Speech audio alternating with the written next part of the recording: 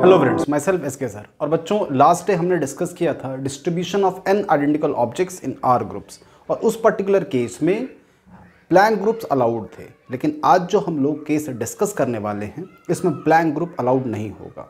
तो आप एक तरीके से समझो तो जो पहला सेशन था हमारा वो आइडेंटिकल ऑब्जेक्ट्स के डिस्ट्रीब्यूशन का लेवल 1 था। मतलब उसमें थोड़े इजी प्रॉब्लम्स हमने डिस्कस करने हैं या फिर उसके ऊपर इजी प्रॉब्लम्स ही बनते हैं, वो फार्मूला बेस्ड आप उसको सॉल्व कर सकते हो। लेकिन ये जो पर्टिकुलर टॉपिक आज जो हम डिस्कस करने वाले हैं वो पहले वाले का ही इन्हांसमेंट है, एक्सटेंशन है और एक तरीके से कंडीशन बेस्ड है। इसमें कुछ कंडीशंस हैं जो हर बार आपको दी जाएंगी। तो I am not going to change the problem, जो प्रॉब्लम था पिछले दिन का सेम प्रॉब्लम, बस नए तरीके से। ठीक है, अगर इस सिचुएशन को आप समझ जाओगे तो बहुत जगह इसकी हेल्प हमें मिलेगी आगे मैथमेटिक्स में। तो देखो क्या है आज का, तो पहले मैं स्टेटमेंट पढ़ देता हूँ। It's all about distribution of n identical objects in r groups. Condition क्या दे रखी है? Blank group not allowed. तो इसको अगर एग्जाम्पल बेस्ड करें बच्चों, तो लास्ट टाइम मैंने जो एग्जाम्पल लिया था उसमें मैंने लिया था हमारे पास 5 कॉइन्स थे जो हमें 3 बेगर्स में डिस्ट्रीब्यूट करना था। पिछले वाले दिन हमने कंडीशन लिया था कि हम किसी भी एक बेगर को 5 के 5 सिक्के दे सकते हैं या फिर ब्लैंक बेगर रख सकते हैं। एक ऐसा बेगर हो सकता है जिसको एक भी सिक्का नहीं मिला हो। बट आज कंडीशन ऐसी है कि ब्लैंक बेगर अलाउड नहीं है। Means each and every beggar must get at least 1 coin. तो पहले मैं क्वेश्चन मेंशन करता हूँ, फिर उसको सॉल्व करते हैं वेरियस मेथड से। क्वेश्चन है 5 कॉइन्स इन 3 बेगर्स। ठीक है, such that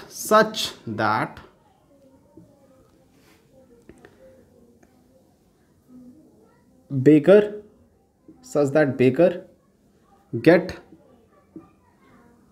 each beggar get at least 1 coin।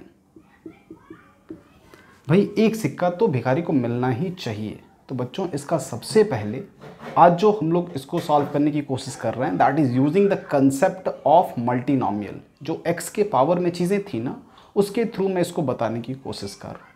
तो ज़रा कॉमन सेंस लगाना यार। अगर मैंने एक एक सिक्का तीनों भिखारियों को दे दिया तो मेरे पास कितने सिक्के बचे हैं इन हैंड? सिर्फ 2। तो इसका मतलब ये हुआ कि किसी एक भिखारी को मैं ज़्यादा से ज़्यादा कितने सिक्के दे सकता हूँ? 3। मैं 3 को ब्रीच नहीं कर सकता। 3 से ज़्यादा सिक्के किसी एक भिखारी को नहीं दे सकता एट अ प्रेजेंट सिनेरियो। तो इसका थोड़ा सा ख्याल रखेंगे। भूल भी गए तो कोई बात नहीं, अगर नहीं भी ध्यान रहा तो भी कोई बात नहीं, ध्यान रहा तो भी अच्छी बात है। तो पहले ध्यान रख के बताता हूँ, फिर बिना ध्यान रखे भी बताता हूँ। ध्यान से देखिएगा। इस क्वेश्चन को सॉल्व करने का मेथड 1, पहला मेथड 1। इस मेथड में मुझे क्या करना है? x के ऊपर पावर 1। मैं पहले भिखारी को मिनिमम कितना सिक्का दे सकता हूँ बताओ? 1। और 1 से स्टार्ट करके कहाँ तक जा सकता हूँ? 2 और x पावर 3। और इसके आगे मैं नहीं जा सकता। जैसा कि मैंने बताया, थोड़ा सा मैंने ध्यान रखा है। अगर मैंने एक एक सिक्के बांट दिए तो मेरे पास 5 में से 3 तो चले गए, मेरे पास 2 बचे हैं। अब वो 2 सिक्के मुझे 3 भिखारियों में कैसे भी मैं बांट सकता हूँ। किसी एक भिखारी को भी दे सकता हूँ 2 बचा हुआ सिक्का। तो 2 बचा हुआ सिक्का अगर मैं एक भिखारी को दे सकता हूँ तो एक भिखारी को मैक्सिमम कितने सिक्के मिल सकते हैं? 3। बस वही चीज़ मैंने यहाँ मेंशन करी है x के पावर्स में। जो भी चीज़ मैं डिस्ट्रीब्यूट करता हूँ वो x के पावर में लिखता हूँ और कुछ नहीं। तो don't you think corresponding to 3 beggars, 3 beggar हैं तो उनके लिए यही कंडीशन बनती है। तो बस आपको रिपीट करना है 1 2 3 और फिर से x power 1 plus x power 2 और प्लस x पावर 3। इसमें मुझे किसका कॉफिशिएंट ढूंढना होगा? ध्यान से सोचो, मुझे कितने सिक्के बांटने हैं सर? 5। तो इस पर्टिकुलर एक्सप्रेशन में मुझे x पावर 5 का कॉफिशिएंट चाहिए होगा। तो therefore coefficient of x power 5 in this is x plus x square plus x cube whole power 3। अब बच्चों कोई भी बच्चा इन जनरल इसको देख के समझ जाएगा। जैसा x बाहर ले लीजिए आप तो x क्यूब बाहर आ जाएगा, x क्यूब, और इसको लिख सकते हैं हम 1 plus x square whole cube. तो यार इंस्टीड ऑफ x पावर 5 इस बड़े वाले एक्सप्रेशन से मुझे क्या ढूंढना होगा? Coefficient of x square. क्योंकि अगर एक्स स्क्वायर का कोफिशिएंट वहाँ से मैंने ढूंढ लिया तो फिर एक्स क्यूब से मल्टीप्लाई होके वो क्या बन जाएगा, एक्स पावर 5 का पावर जनरेट हो जाएगा, यूं कह लो बन जाएगा एक्स पावर 5। तो मैं एक्स स्क्वायर के कोफिशिएंट को ढूंढने की कोशिश करूंगा। So this implies coefficient of x square from,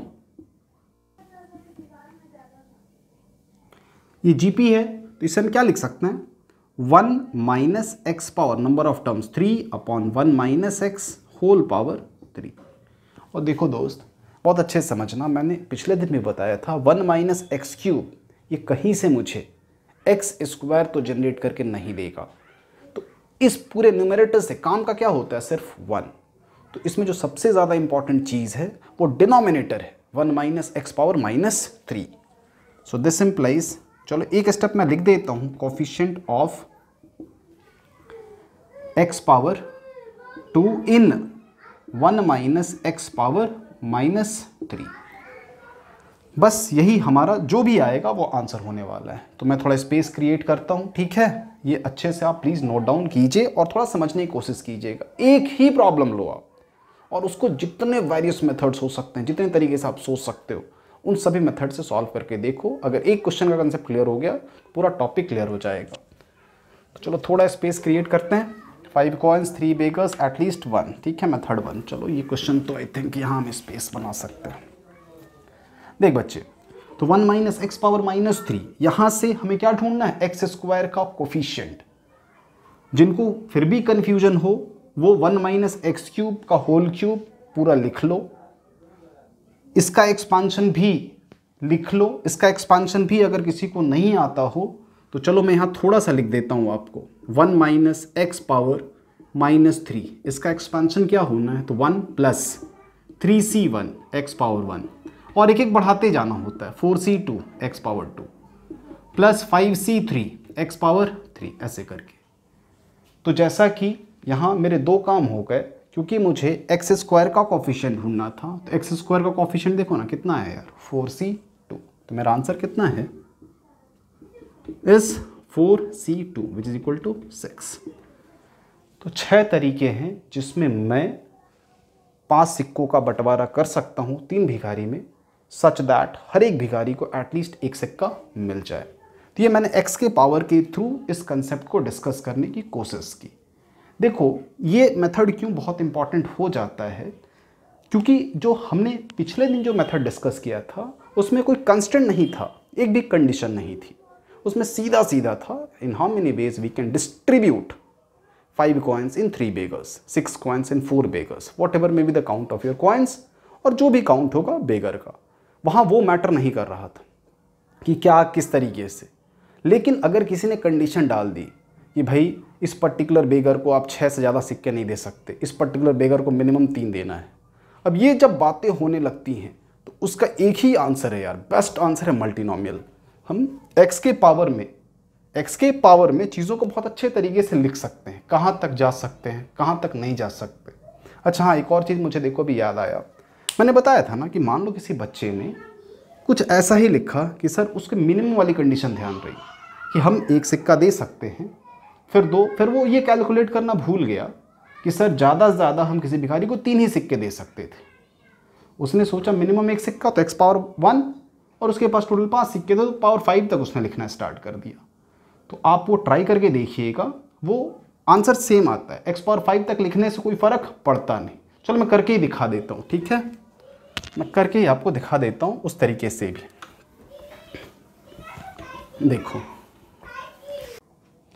अब मान लो यार किसी ने गलती से गलती कर ही दी, सिर्फ मिनिमम वाली कंडीशन उसे ध्यान रही, मैक्सिमम वाली कंडीशन वो राइट करना या फिर ध्यान रखना भूल गया, तो फिर क्या होगा, तो वो कुछ ऐसा लिखेगा, भाई पहले बेगर को कितना देना है, 1 से स्टार्ट करना है, फिर 2, और सिंस उसे ध्यान है कि उसके पास कितने सिक्के हैं, 5, तो एक्स पावर 5 तक मूव कर गया। और इसी लॉजिक से बच्चों उसने 3 के 3 बेगर्स को सिक्के बांटने की कोशिश की।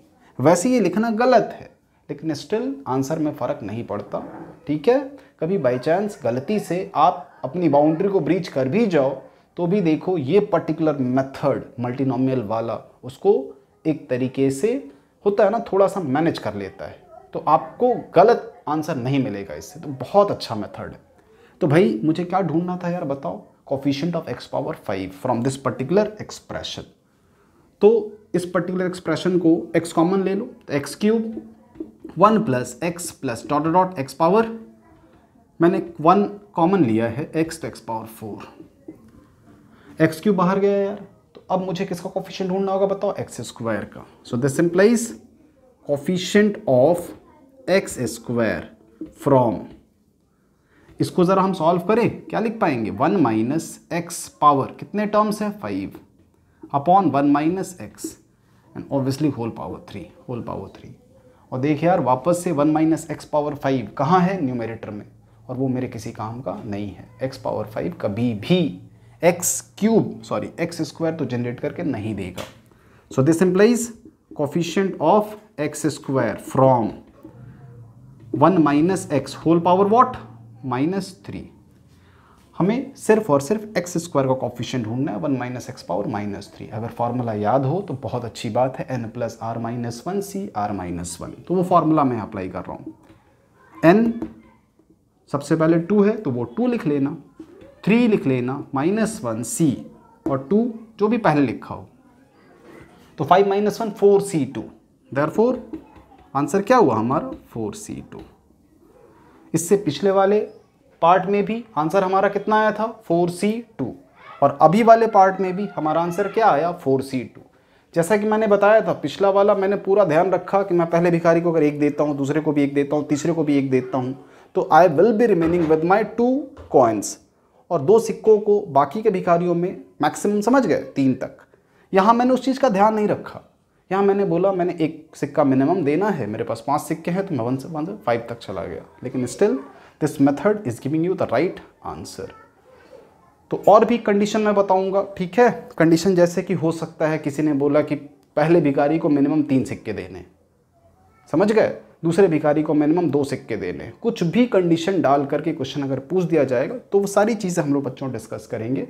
फिलहाल मैंने आपको एक ही क्वेश्चन को 2 तरीके से बताया, एक बारी x का पावर 1 से 3 तक, फिर x का पावर 1 से 5 तक।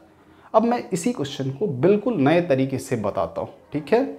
और देख फ़ायदा क्या है, बस ये सेशन मैंने क्यों बनाया आपके लिए, क्योंकि सारी चीज़ें कहीं भी एक साथ किसी भी बुक में नहीं दे रखी हैं, किसी ने डिस्कस भी नहीं किया है, तो मैंने सोचा क्यों ना मैं अपने बच्चों को, ठीक है, थोड़ा अच्छा कुछ बताऊँ। तो देख यार, अब इसी क्वेश्चन को हम ज़रा दूसरे तरीके से, अच्छे तरीके से समझने की कोशिश करते हैं, नए मेथड से। क्वेश्चन अभी भी मेरा वही है, 5 coins 3 beggars such that each beggar must get at least 1 coin। तो भैया सिक्के कितने हैं, 3 4 5, और अब सोचो बेगर्स के कॉरस्पॉन्डिंग, याद है कितने बेगर्स थे 3, तो उन 3 बेगर्स के कॉरस्पॉन्डिंग मैं सेपरेटर का इस्तेमाल करता था, और सेपरेटर कितने हैं मेरे पास, ऑब्वियसली 2। अगर 3 बेगर हैं तो सेपरेटर कितने होंगे 2। अब इन 2 सेपरेटर को आपको प्लेस करना है, लेकिन ब्लैंक ग्रुप अलाउड नहीं है, तो इसमें ये ध्यान रखना होता है बच्चों कि ये सेपरेटर या तो यहाँ जा सकता है, या तो यहाँ, या तो यहाँ, या फिर यहाँ। मीन्स अगर 5 सिक्के हैं तो इस सेपरेटर के लिए जो अवेलेबल पोजीशन है that will B 4 in number, और 4 में से आपको कितना सेलेक्ट करना है सेपरेटर को प्लेस करने के लिए, इन 2 सेपरेटर को 4 जगह में आपको प्लेस करना है। तो इन how many ways you can place these 2 separators in 4 available places. तो इसका आंसर बड़ा सिंपल है यार, 4c2। इसी को बच्चों अगर मैं यहाँ थ्योरेटिकल आंसर लिखूं तो इसका आंसर हम लिख सकते हैं, 4 क्या था याद करो आप, sir available places where you can place your separator that will be always 1 less than the number of coins, number of objects, hence n-1c। और ये 2 क्या है, हमेशा अगर 3 ग्रुप में बांटना है तो सेपरेटर 2 होगा, अगर मुझे r ग्रुप्स में डिस्ट्रीब्यूट करना है तो सेपरेटर कितना होगा r-1। तो बच्चों ये फॉर्मूला भी आप चाहो तो याद रख सकते हो। अगर ब्लैंक ग्रुप अलाउड है तो फॉर्मूला मैंने बताया था n+r-1c n, जिसमें मुझे n आइडेंटिकल ऑब्जेक्ट्स को डिस्ट्रीब्यूट करना था r ग्रुप्स में। पिछले दिन मैंने वो बताया था आपको, और आज मैंने आपको बताया in how many ways we can distribute n identical objects in r different groups such that each group must get at least one object। तो इस पर्टिकुलर टॉपिक को भी हमने देखो डिस्कस किया। अब इसको वापस से एक नए तरीके से हम सोचने की कोशिश करते हैं। वापस से देखो चीज यही है, यूं कह लो लास्ट वीडियो जो हमने डिस्कस किया था और आज की वीडियो को थोड़ा सा मिक्स करते हैं थ्रू वन इक्वेशन। एक इक्वेशन देखो देता हूं। क्वेश्चन है if x plus y plus z is equal to 5, पहला हाउ मेनी कितने इसके non negative integral solution, non negative integral solution, इसके कितने नॉन निगेटिव इंटीग्रल सॉल्यूशन होंगे। तो देखो ये बिल्कुल वही सिचुएशन है जो अभी तक हम डिस्कस कर रहे हैं, जिसमें 5 भिखारी होते हैं, 5 सिक्के होते हैं और 3 बेगर्स होते हैं। हम बंटवारा करते हैं। Don't you think 5 is to be distributed in 3 beggars x y z. X की वैल्यू 5 हो सकती है सर, वाई की वैल्यू 0, जेड की वैल्यू 0, या फिर एक्स की वैल्यू 0, वाई की वैल्यू 5, 1 1 3। देख रहे हो सारी वही पॉसिबिलिटीज है। तो इस क्वेश्चन का भी आंसर क्या होता है बच्चों? कितने हैं? 5। कितने लोगों में बांटना है? 3 -1 3 -1 सी 5। ये हो गया आंसर। इसमें क्या बस खास बात है, आप कितने नॉन निगेटिव इंटीग्रल सॉल्यूशन से वो ढूंढ रहे हो। अगर थोड़ा सा इसको मॉडिफाई कर दें, how many positive integral solution, इसी पार्ट को थोड़ा सा हम मॉडिफाई करते हैं, how many positive integral solution, तो फिर आंसर क्या होगा? तो जस्ट अभी जो हमने डिस्कस किया, पॉजिटिव का मतलब 1 हो सकता है, तो 1 1 1 दिख रहा है ये 1 1, तो फिर 1 1 2, दिस मस्ट बी व्हाट 3। तो आप इस केस से, जिसमें हमने कॉइन्स को बेगर्स में डिस्ट्रीब्यूट किया था, जहां पर ईच बेगर मस्ट गेट एटलीस्ट 1 कॉइन, ये वो वाला केस है। तो इसको हम कैसे आंसर लिख सकते हैं इसका? वापस से 5 -1 C 3 -1 दैट इज 4C 2। तो देखो मैंने लीनियर इक्वेशन को कंबाइन करके बताया तुम्हारे बिगर्स वाले मेथड के साथ, एन आइडेंटिकल ऑब्जेक्ट वाले मेथड के साथ मैंने लीनियर इक्वेशन को भी कंबाइन करके दिखाया। इसी क्वेश्चन को बच्चों वापस से मैं नए तरीके से फ्रेम करके देता हूँ, ठीक है? और आप बेगर वाले मेथड के साथ भी रिलेट करके सोच सकते हो। तो एक वापस से एक और क्वेश्चन देखो, मैं बताता हूँ, ठीक है? अब उसके बाद ये सेशन एंड करेंगे हम लोग। तो एक और क्वेश्चन देखो,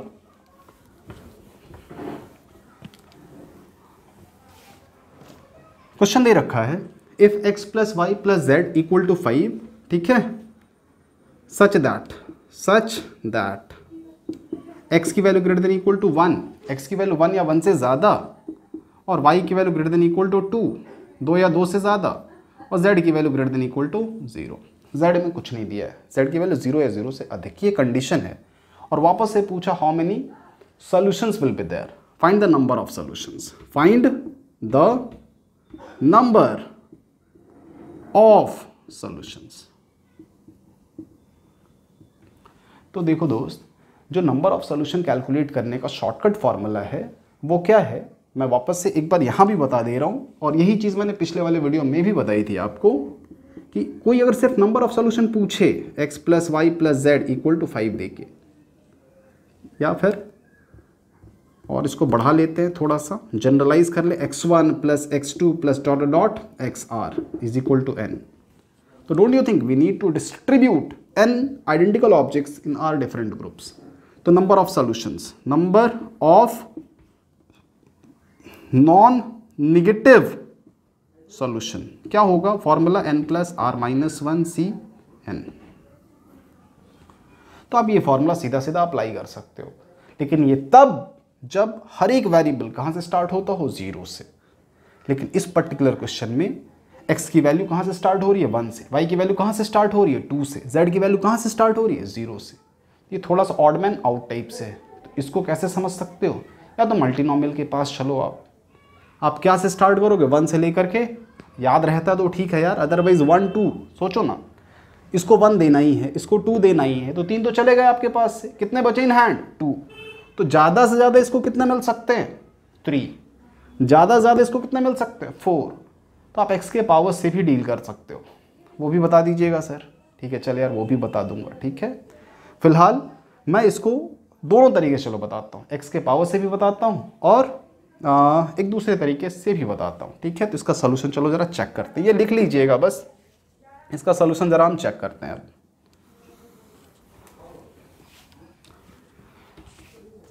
चलिए पहले इजी वाला मेथड बताता हूँ। ठीक है, ऐसे क्वेश्चंस को हम कैसे डिस्कस करते हैं इजीली। तो देख यार 1x - 1 लिख सकते हैं, मुझे तो 0 ही चाहिए था ना, क्योंकि फार्मूला किसके लिए, x1 x2 x3 should be what greater than equal to 0, उसके लिए फार्मूला है। तो x - x1 comma y - 2 greater than equal to 0 और z greater than equal to 0। तो आप x - 1 को क्या मान लीजिएगा, कोई x1 मान लीजिए, इसको y1 मान लीजिए और इसको z ही रहने दीजिए। तो क्या मैं x की जगह लिख सकता हूँ x - 1 is equal to x1, तो x की जगह लिख सकता हूँ x1 + 1, ये क्या बन जाएगा x1 + 1 y1 + 2 और plus z equal to 5। x1 + y1 + z, x1 + y1 और प्लस z इक्वल टू 2 + 1 3, 5 - 3 क्या बना 2।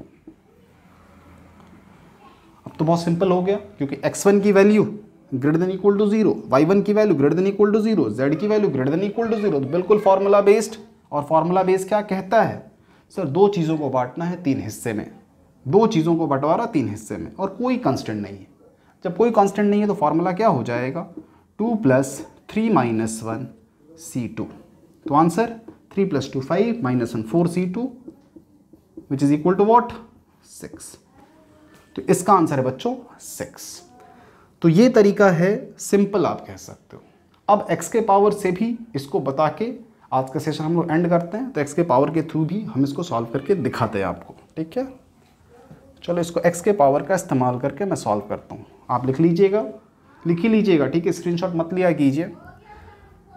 चलो मिटा रहा हूँ 1 2 3 find the number of solutions. ठीक है, नंबर ऑफ सॉल्यूशंस यहाँ कंडीशन लिख दे रहा हूँ मैं, x की value greater than equal to 1, y greater than equal to 2 and z greater than equal to 0, ये कंडीशन है। तो सॉल्यूशन क्या स्टार्ट करोगे आप, x के ऊपर पावर, और देखो x मैंने यूज़ कर लिया तो कन्फ्लिक्ट नहीं होना चाहिए, ये x अलग और ये x अलग है। ठीक है, अगर आप ये x नहीं पसंद कर रहे हो क्योंकि सर x यूज़ कर चुके हैं हम, तो आप a भी ले सकते हो, a पावर, और मिनिमम क्या बताओ 1 plus a power 2 plus a power 3। जाने को आप 5 तक जा सकते हो, लेकिन थोड़ा सोचो कि सर मैंने इसको 2 दे दिए, इसको 1 दे दिए, तो 3 तो दे दिए, मेरे पास कितने बच्चे इन हैंड 2, तो अब मैं 2 ही तो दे सकता हूँ इसको ज़्यादा से ज़्यादा। तो 2 + 1 इसके पास कितना आएगा यार 3।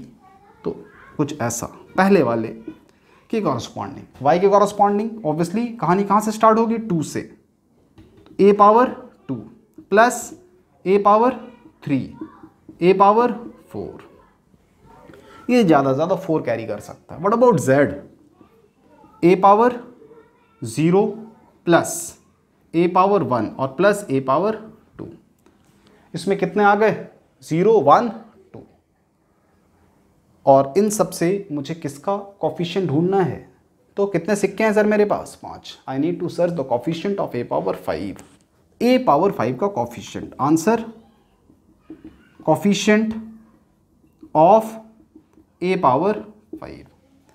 अब इसमें एक चीज़ ध्यान दीजिएगा आप, यहाँ से a बाहर आ जाएगा, यहाँ से a² बाहर आ जाएगा, तो a² और a मिलके क्या बन जाएगा a³। जब a³ बाहर आ गया तो मेरे पास जो रिमेनिंग एक्सप्रेशन है उसमें से मुझे a² का ही कॉफिशिएंट ढूंढना होगा। दिस इम्प्लाइज कॉफिशिएंट ऑफ, चलो फिलहाल एक स्टेप और मैं लिख देता हूँ आपके लिए, a बाहर, यहाँ से a² बाहर, a³ 1 plus a plus A square और यहाँ से ए स्क्वायर, तो 1 प्लस ए स्क्वायर और यहाँ से क्या मिलना है 1 प्लस ए स्क्वायर। अरे ये तो सेम ही आ जा रहा है, इसको क्यूब ही लिख लेता हूँ मैं। This is what, whole power 3। तो यहाँ से मुझे a पावर 5 का कोफिशिएंट ढूंढना है। ए क्यूब आ चुका, तो मुझे इस पर्टिकुलर टर्म से सिर्फ ए स्क्वायर का ही कोफिशिएंट ढूंढना है। तो मैं ए स्क्वायर के कोफिशिएंट को अब ढूंढने की कोशिश करूँगा। तो ए स्क्वायर का कोफिशिएंट क्या होगा, coefficient of A square in this is what 1 minus A, कितने लोग हैं 3, 1 minus A whole power 3, whole power 3। तो ए स्क्वायर इन, ऊपर वाले से मुझे कोई काम नहीं होता, ये बात शायद आपको बात समझ में आ गई होगी अभी तक, ऊपर वाला वेस्ट है। तो 1 माइनस ए होल पावर -3 और वो कितना होता है भाई, तो फिर से 2 लिख लीजिए पहले, फिर ये 3 -1 सी, ये 2 देख लो, 3 + 2 5 - 1 4 C2। और थोड़ी देर पहले भी मैंने कैलकुलेट किया था तो यही आंसर आया था। तो इन दिस वे बच्चों मैंने एक ही क्वेश्चन को वैरायटी ऑफ मेथड से सॉल्व करके दिखाया। मैंने ये बताया कि लीनियर इक्वेशन को भी हम रिलेट कर सकते हैं वेगस मेथड के साथ। मल्टीनोमियल थ्योरम का इस्तेमाल करके एक्स के पावर्स को कैसे मैनेज करते हैं। अगर ये सेशन आप अच्छे से देख लोगे, बाई चांस हो भी सकता है कि पहली बार देखने से बात ज़्यादा समझ में नहीं आए, तो आप इसको वापस रिपीट करके देखिएगा, ठीक है। और एक चीज़ देखो बच्चों, मैं बता दूं, मैं पूरी theory as well as questions सब कुछ आपको प्रोवाइड कर दूंगा। और आज हमने सच पूछो तो पहले टॉपिक को ही बस एक्सटेंड किया है। पहला टॉपिक क्या था, distribution of n identical objects in r groups. तो पहले दिन मैंने उसमें कोई कंस्टेंट नहीं लिया था और आज मैंने थोड़ा सा कंस्टेंट लिया था कि अगर ये कंडीशन हुई तो फिर कैसे करना है। तो कंस्टेंट ओरिएंटेड क्वेश्चन को सॉल्व करने के लिए मल्टीनोमियल एक्स के पावर्स से बेहतर कोई दूसरा मेथड नहीं है। क्लियर है। तो अब नेक्स्ट डे बच्चों हम लोग कोई अगला टॉपिक डिस्कस करेंगे। और अगर आप बुक रेफर करना चाहो, अगर किसी को लगता है कि सर कौन सी बुक से पढ़ें, तो आप अरिहंत पब्लिकेशन की जो टेक्स्ट बुक आती है एस.के. गोयल सर की, उसका सेशन 6 में बेसिकली डिस्कस कर रहा हूँ अभी। सेशन 6 परमुटेशन एंड कॉम्बिनेशन, सबसे डिफिकल्ट सेशन है पूरे बुक का, तो वो हम लोग यहाँ डिस्कस कर रहे हैं। तो चल बच्चों मिलते हैं फिर नेक्स्ट सेशन में नए टॉपिक के साथ, परमुटेशन एंड कॉम्बिनेशन सेशन 6 के ही। Thank you.